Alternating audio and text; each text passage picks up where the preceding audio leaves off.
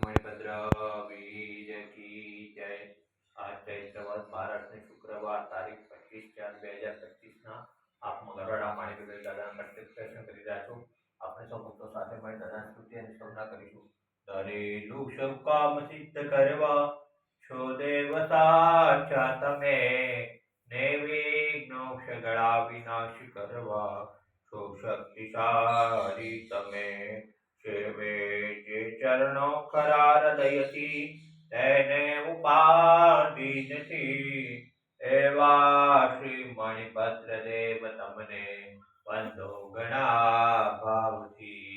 દેવા સુખ સમસ્ત જનને જે છે સદા